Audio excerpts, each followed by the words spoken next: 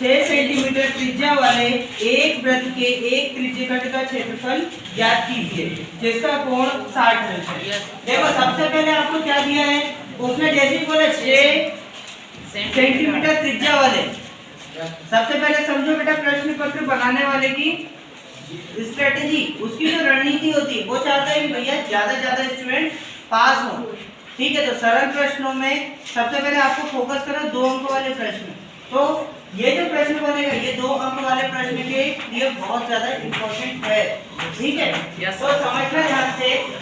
यहाँ पर त्रिज्या कितनी, 6 सेंटीमीटर त्रिज्या वाले, मतलब कि वृत्त की जो त्रिज्या है वो कितनी दी हुई है, 6 सेंटीमीटर। हाँ, वृत्त की त्रिज्या हो जाएगी 6 सेंटीमीटर।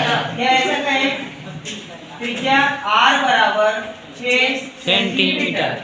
क्लियर है, ये हमने उस वृत्त को बना लिया, डायग्राम बना लो तो आपको आसानी रहेगी समझने में। ठीक है, अब अगर हम बात करें, ये 6 सेंटीमीटर है और वो त्रिज्यखंड की बात कर रहा है, तो इसका हम नाम दे देते हैं, इसके सेंटर को O। ठीक है, वृत्त का जो केंद्र है उसको O नाम दे दिया, और फिर उसके बाद में इधर इसका त्रिज्या से बना हुआ जो त्रिज्यखंड है ये हमको ज्ञात करना है। कोण कितना दिया हुआ है, यहाँ पर कोण दिया है 60 अंश। देखो बेटा, जिसका कोण उसने बोला ना, एक त्रिज्यखंड का क्षेत्रफल ज्ञात कीजिए जिसका कोण 60 अंश, तो कोण यहाँ पर 60 अंश है। क्लियर है, अब यहाँ पर तथा कोण बराबर है 60। यहाँ पर कोण कैसे, आप पहले थीटा बराबर 60 अंश। ठीक है, यस सर। अब इसके बाद हम जानते हैं, क्या जानते हैं, तो तब वृत्त के त्रिज्यखंड का क्षेत्रफल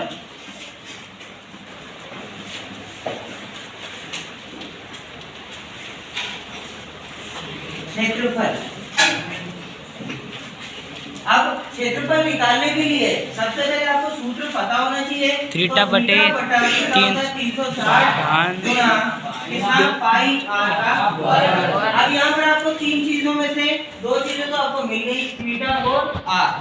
ठीक है, बचा क्या, पाई। पाई का मान बेटा फिक्स होता है।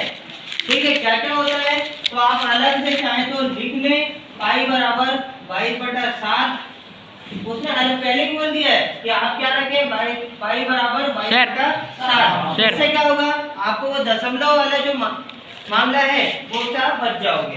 ठीक है, और या तो आपको अगर दशमलव वाली संख्याओं से गुणा करते आता है तो पाई बराबर 3.14 आप कर सकते हैं सर। ठीक है, अब इसके बाद देखो, थीटा बटा 360 गुना पाई r का वर्ग। सर वृत्त का क्षेत्रफल त्रिज्यखंड 2 पाई r है, लेकिन आपने पाई r का वर्ग लिखा।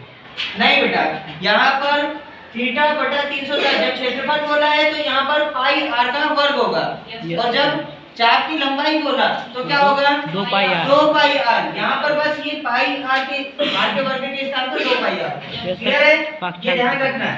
अब देखो, थीटा के स्थान पर थीटा का मान रख दिया हमने, ये 60 अंश बटा 360, और फिर गुणा पाई के स्थान पर वही मान रख दो, 22/7, और फिर गुणा r का वर्ग, मतलब यहाँ पर त्रिज्या का वर्ग, तो 6 का वर्ग कर दिया। क्लियर है, अब देखो बेटा, काटा पीटी से बचने के लिए हम पहले 0 से 0 कैंसिल करते हैं। 6/36 मैंने वैसा का वैसा लिखा, गुणा यहाँ पर कितना, 22/7 गुणा 6 का वर्ग हम जानते हैं, 6 का 6 से गुणा करो कितना आता है, 36।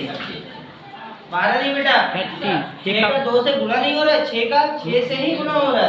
ठीक है, तो 6 का वर्ग 36 होता है। अब देखो, 36 से 36 एक बार में कैंसिल हो गया। ठीक है, बचा क्या, अब 6 का गुणा हम 22 से करते हैं, बटता है 6 गुणा 22 और बटा 7, तो कितना आया बेटा, हम गुणा करेंगे तो 22 छंग 132 होता है। और हमारे पास यूनिट क्या है, सेंटीमीटर में, तो सेंटीमीटर का वर्ग हो जाएगा बेटा। ठीक है, जो इकाई होगी सेंटीमीटर का वर्ग। और आप चाहे तो अगर भाग देते आता है तो आप क्या करो, भाग भी लगा। 7 से। क्लियर है, ठीक है बेटा। अगर आपको लगता है कि हाँ यहाँ पर कोई स्टेप नहीं समझ में आई तो आप कमेंट करके मुझे बता भी सकते हैं। ठीक है, वहीं पर कमेंट का ऑप्शन होता है बेटा।